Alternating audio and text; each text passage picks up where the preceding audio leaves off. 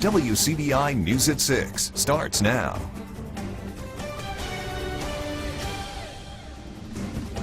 Good evening, everyone. Since it began, the Highway 12 median project has sparked controversy, but the goal was to improve safety. The project is complete, and some early numbers show the new traffic pattern is working. Our Riley Livingston joins us live from Starkville to explain. Joey, the Mississippi Department of Transportation tells me about 26,000 vehicles drive down this road, Highway 12, each day. Now, before this median was put into place, there were a lot of accidents. And while the project started off bumpy, they're now saying that traffic is flowing pretty smoothly.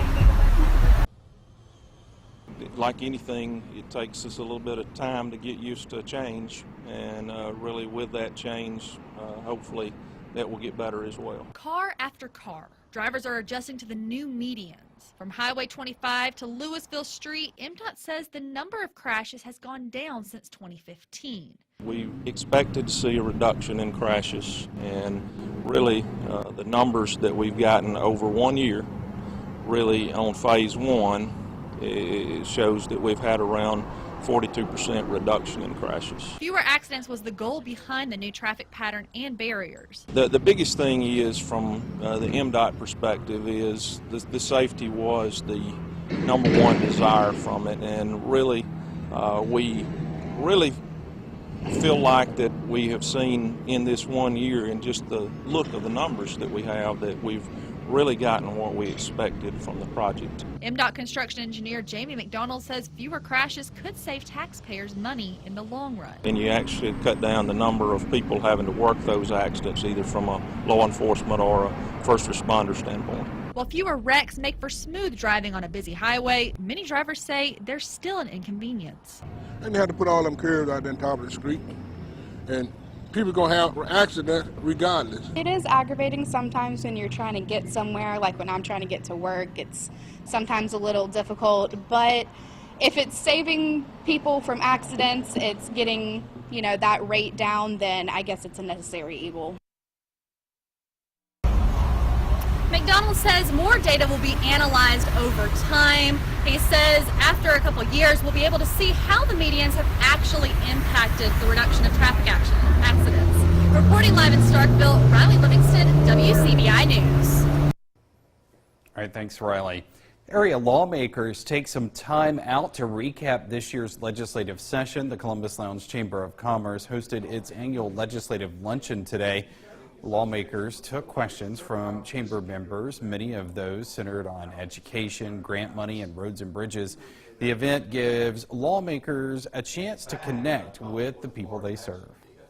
That works kind of good, and sometimes it works horribly because some of the questions are loaded, but it's a good thing that the people have input and get to ask some personal questions of their representatives. That's a good thing to always be able to connect with your people. This is the third year the chamber has hosted the luncheon. Time now to turn things over to Chief Meteorologist Keith Gibson. He joins us with a first look at our forecast. Joey, right now, just one rogue shower in our area near Lynn Creek in northwestern Oxby County. Also a little complex down here by Scuba in Kemper County. Some additional showers and thunder showers down to our southward along I-20. These are all lifting to the north, so over time we'll see a few more of these. Most of us will not see any rain this evening. We'll just keep that chance going on an isolated basis in the near term. Later on tonight, though, we are going to have a better chance for some showers and storms, and more scattered showers and storms possible on our Saturday. Your full forecast is coming up. Recent storms haven't just damaged homes and businesses. In Mississippi, timber has also taken a hit. When last month's tornadoes ripped through Monroe County, several trees were uprooted and toppled over, resulting in significant timber damage. Our Quentin Smith speaks with a forester about the impact. And Quentin, how much of this will cost the landowners? Joey, county leaders say the damages exceed well over $1 million. Timber is a valuable resource and a hot commodity in Monroe County. For many people, they were looking to use the money from their timber for retirement. Now, those plans may have to be put on hold. Imagine spending decades working on an investment only for it to be blown away in a matter of minutes. Well, that's the reality for the owner of this more than 90 acres of land in northern Monroe County. The tornado wasn't on the ground at all times, and even though it wasn't on the ground, it still did damage by being close to the ground because there was so much moisture in our soils, and a lot of the trees were pushed over because of that. Terry Beasley is a forester and was hired to plant this field nearly 30 years ago. He says he's devastated by this damage. Roughly 10 acres felt the brunt of the high winds when they came through last month. This particular place where we're at, this client is, we estimated somewhere between $12,000 and $15,000 of damage on this property alone. There's significant damage all over the county just like that. See, tornadoes are detrimental to trees because timber loses its value whenever it becomes damaged. If it actually damages a tree, if it was a saw timber sized tree, that tree may actually have become lesser value and is now considered pulpwood. The other problem that you have is actually getting somebody to salvage that timber is a whole lot more dangerous for that worker to be out there with a chainsaw trying to cut something and it releases something else over here, and it possibly can hit him or put him in danger of some way or another. However, Beasley says some of the damaged trees can be salvaged. So before hauling anything away, he suggests having someone come in and assess the property. Sometimes on first glance to a landowner, they're thinking, oh my God, this is terrible. But when you really and truly look at it in the big scheme of things, it may not be that bad. It may only be an acre or two impacted. Now, Beasley says there is a possibility that landowners can take a casualty loss on their timber. They just need to check with their accountant. And just to give you a little insight on how important timber is here in the state, it currently runs as a top 3 commodity and is a more than $1 billion industry. Joey? All right, thanks, Quentin. With debris and timber scattered throughout Monroe County, supervisors are asking residents to bring everything as close to the road as they can. The county is in the process of drafting a proposal to help the cleanup area. Supervisors want to bring in a contracting group to remove all of the debris from the April storms.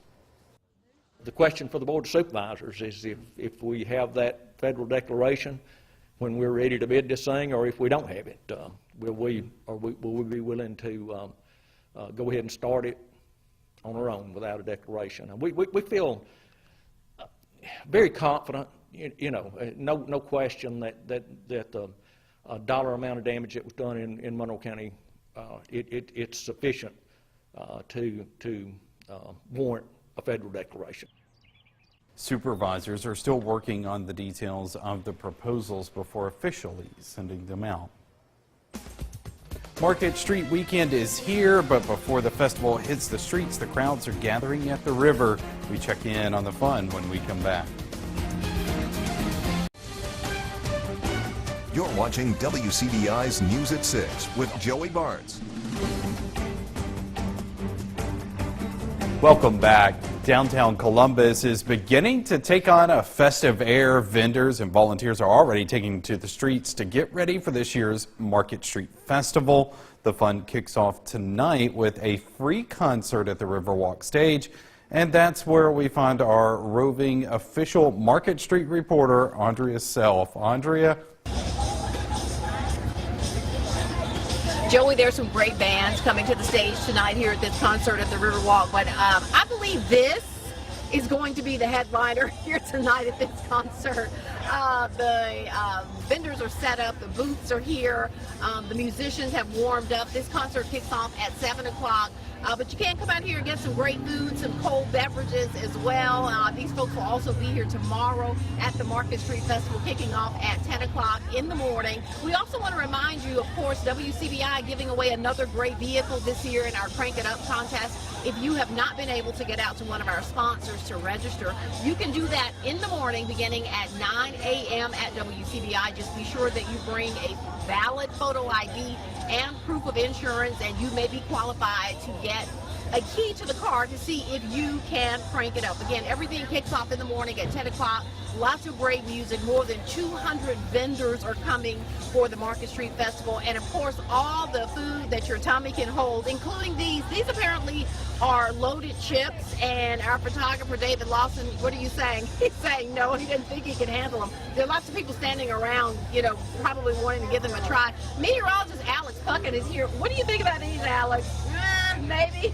Maybe so. Again, the concert kicks off tonight at 7 o'clock. Two great groups hitting the stage. They tell me it's going to be a boot-scooting good time. So coming out here in your cowboy hats, bring your cowboy boots. It'll be a lot of fun. Joey, I'm going to go have loaded chips. I'm going to send it back to you in the studio.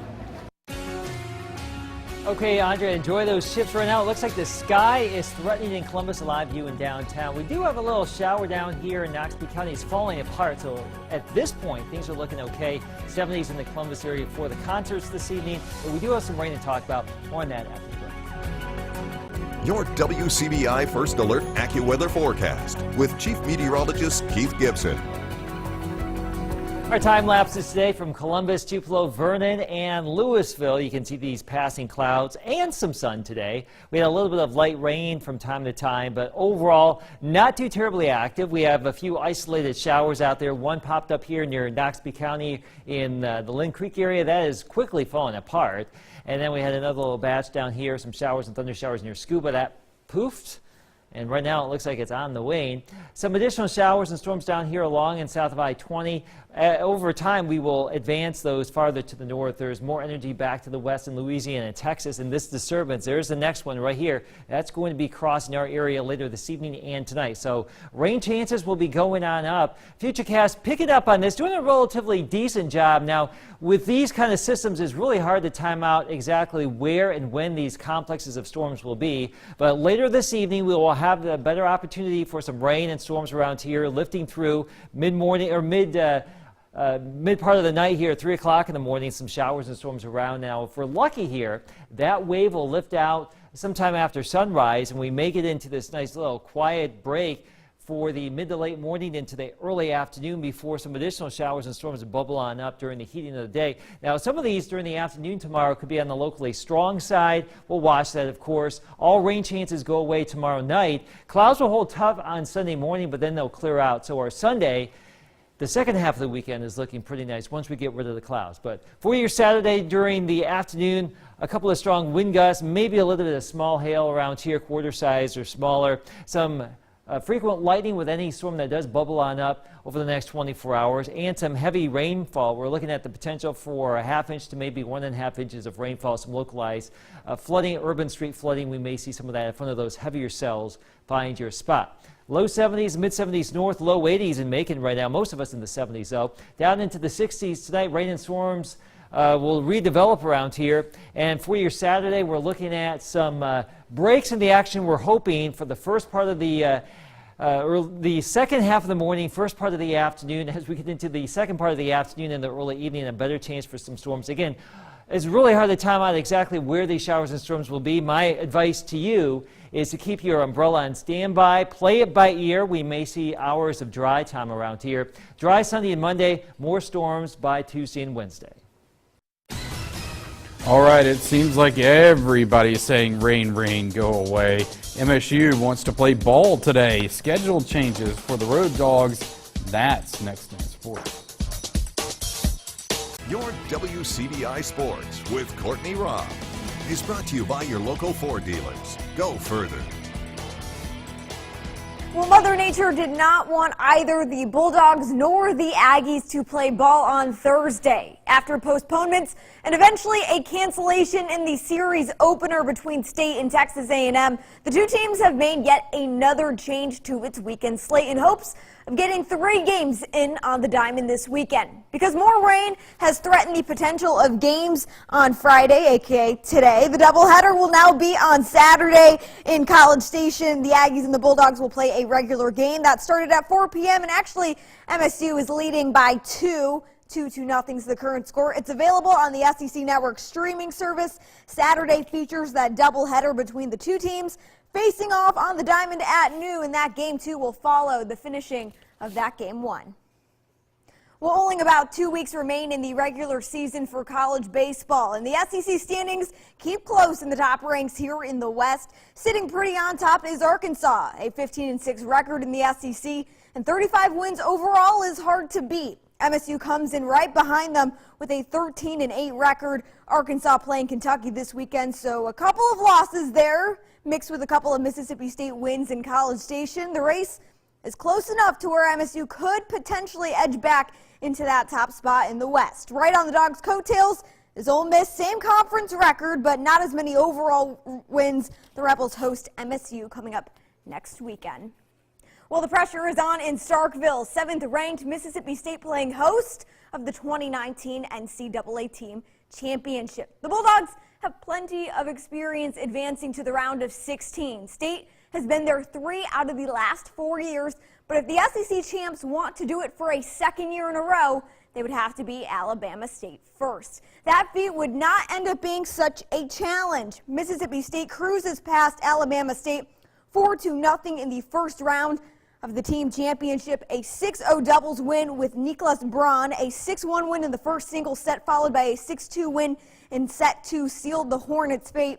Mississippi State plays South Alabama in round 2 tomorrow at 10:30 a.m.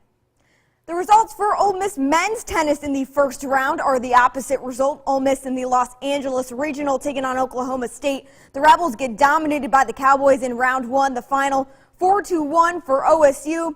Oklahoma State also taking doubles 2-0 and singles 3-1 over the Rebels in California. A short road trip through the team championship for Ole Miss, but one Rebel will compete in the singles championship later this month.